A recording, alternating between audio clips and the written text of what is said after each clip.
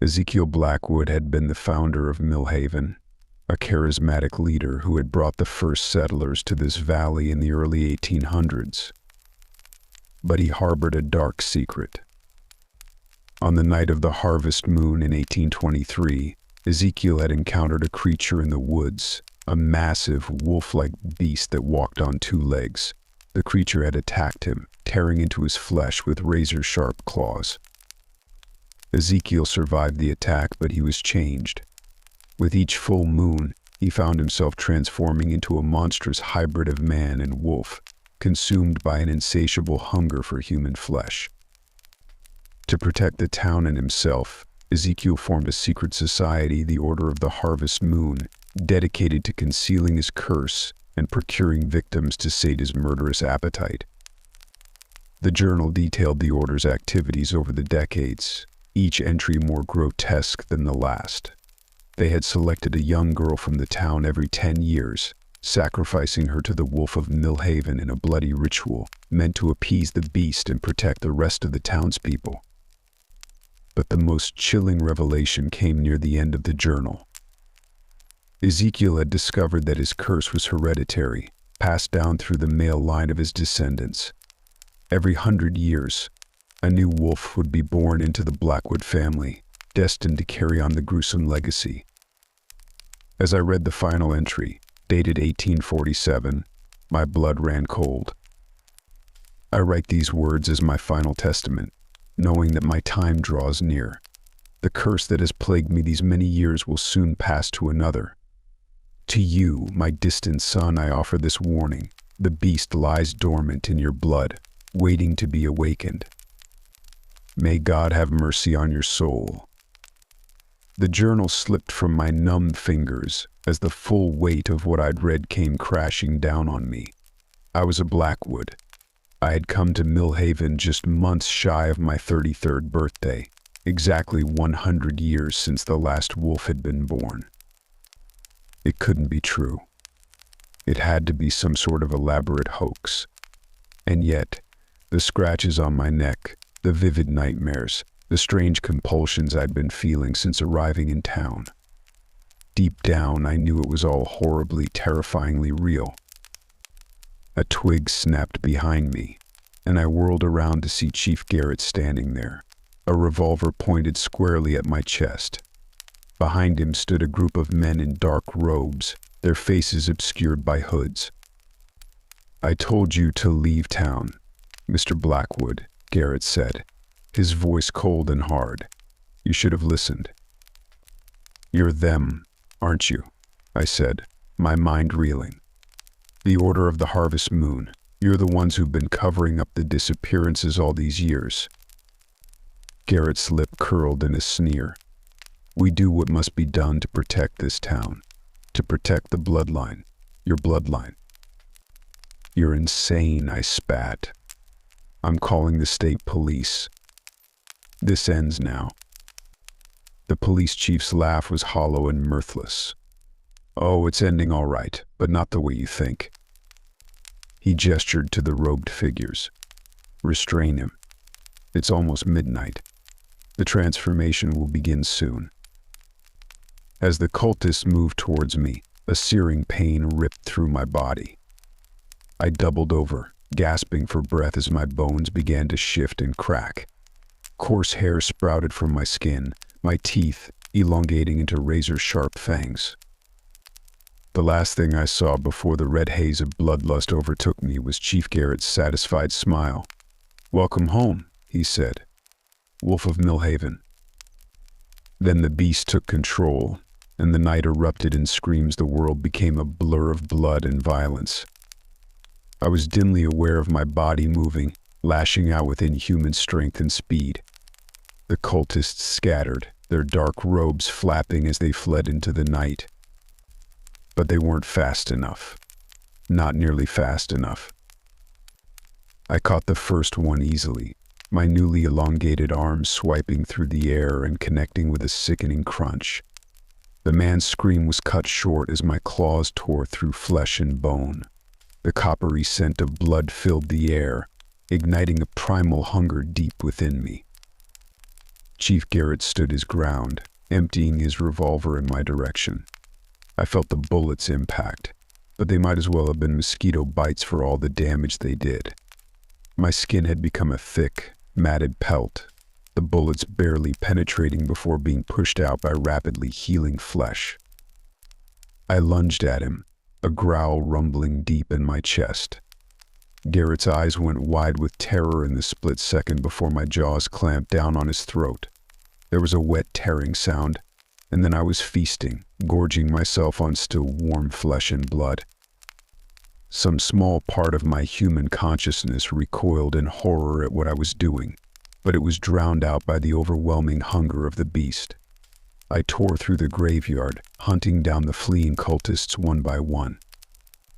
Their screams echoed through the night, a symphony of terror and agony. When it was over, when the last of them lay broken and lifeless at my feet, I threw back my head and howled at the moon. The sound that erupted from my throat was unlike anything I'd ever heard before, part wolf, part man, and entirely monstrous. As the echoes of my howl faded, I became aware of a new scent on the wind, something young and female filled with fear and confusion. My nostrils flared as I caught the trail, leading away from the graveyard and towards the abandoned industrial district on the edge of town. The beast within me growled in anticipation. The hunt wasn't over yet.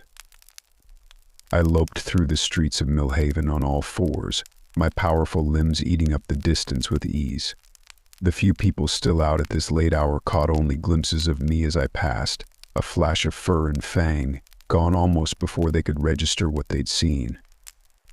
The scent led me to a derelict steel mill, its rusted hulk looming against the night sky like the skeleton of some great dead beast. As I approached, I heard a whimper from inside. My ears twitched, pinpointing the source of the sound with preternatural accuracy. I stalked through the cavernous interior of the mill, my claws clicking against the concrete floor. Moonlight filtered through holes in the roof, casting strange shadows that danced and shifted as I moved. The scent was stronger now, mixed with the acrid tang of fierce sweat. There, huddled behind a pile of rusted machinery, a girl no more than 16. She had long dark hair and wide, terrified eyes. Sarah Jenkins. She'd been here all along, held captive by the Order for a decade, waiting to be sacrificed to the Wolf of Millhaven. To me. As I approached, Sarah scrambled backwards, pressing herself against the wall. "Please," she whimpered. "Please don't hurt me." The beast within me roared, demanding that I complete the hunt, that I tear into this helpless prey and sate my hunger once and for all. But something else stirred in the depths of my twisted psyche, a flicker of humanity, of the man I had once been. I had come to Millhaven to find Sarah, to bring her home and give her family closure. I had dedicated my life to uncovering the truth, to bringing justice to those who had been wronged. Could I really throw all of that away? Could I become the very monster I had spent my career hunting? As I stood there, caught between man and beast, I felt a searing pain lance through my skull. Images flashed before my eyes, memories but not my own. I saw Ezekiel Blackwood struggling against his curse, fighting to maintain his humanity even as the beast threatened to consume him. I saw generations of Blackwood men grappling with the same internal battle, some succumbing to the darkness while others found the strength to resist. In that moment I understood. The curse wasn't just about physical transformation. It was a test of will, of moral character. The beast could be controlled, but only by those with the strength to face their own inner darkness and overcome it. With a Herculean effort, I forced myself to take a step back from Sarah. My body shook violently as I fought against the primal urges surging through me. Slowly, painfully, I felt my form begin to shift back towards something more human. "Run," I managed to growl out through still elongated teeth. "Get out of here. Now." Sarah didn't need to be told twice. She bolted past me, her footsteps echoing through the empty mill as she fled into the night. Every fiber of my being screamed at me to give chase, to run her down and finish what I'd started. But I held my ground, digging my claws into my own flesh as a reminder of the pain that came with humanity. As the sound of Sarah's escape faded into the distance, I collapsed to the ground, my body racked with spasms as it continued to transform. Bones cracked and reshaped themselves, fur receded into skin, and slowly, agonizingly, I became myself again. I lay there on the cold concrete floor, naked and shivering, for what felt like hours. The events of the night played over and over in my mind, the revelation of my true heritage, the slaughter in the graveyard, the near miss with Sarah. I was a monster. A murderer. I had taken lives, and a part of me had reveled in it. But I had also stopped myself. I had found the strength to resist the curse, if only for a moment. It wasn't much, but it was something to hold on to, a small ember of hope in the darkness that now consumed my life. As the first light of dawn began to filter through the broken windows of the mill, I slowly pushed myself to my feet. I couldn't stay in Millhaven. It wasn't safe, for me or for anyone else. I needed to get as far away from civilization as possible, somewhere I could learn to control this thing inside me without putting innocent lives at risk. But first I had one last task to complete. I made my way back to the motel, keeping to the shadows and avoiding the few early risers starting their day. Once in my room, I showered, scrubbing furiously at the dried blood caking my skin. No matter how hard I washed, I couldn't seem to get the metallic scent out of my nostrils. With trembling hands, I packed my belongings and checked out of the motel.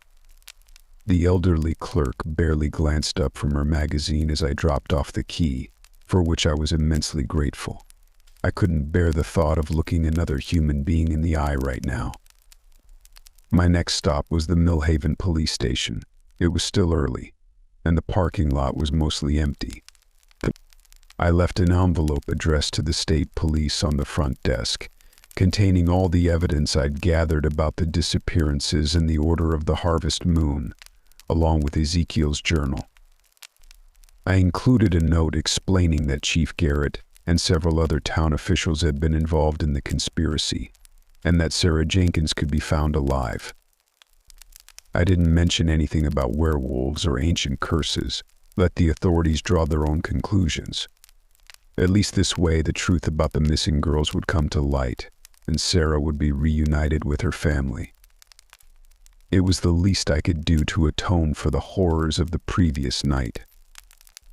As I drove out of town, I caught sight of my reflection in the rearview mirror. My eyes were bloodshot, my face haggard and drawn. But there was something else there too, a feral glint that hadn't been there before, a hint of the beast that now lurked just beneath the surface. I thought about my podcast, Whispers in the Dark. I'd started it with the noble intention of shining a light on unsolved crimes, of bringing justice to those who had been forgotten. But now I realized that I'd been drawn to those dark stories for another reason. Some part of me had always known that I was different, that I had the capacity for violence and savagery lurking within me. The podcast had been my way of exploring that darkness from a safe distance. There would be no more episodes of Whispers in the Dark. That chapter of my life was over. From now on, I would be the subject of whispered rumors and campfire tales, the Wolf of Millhaven, the monster in the night. I drove west, towards the vast wilderness of the Rockies.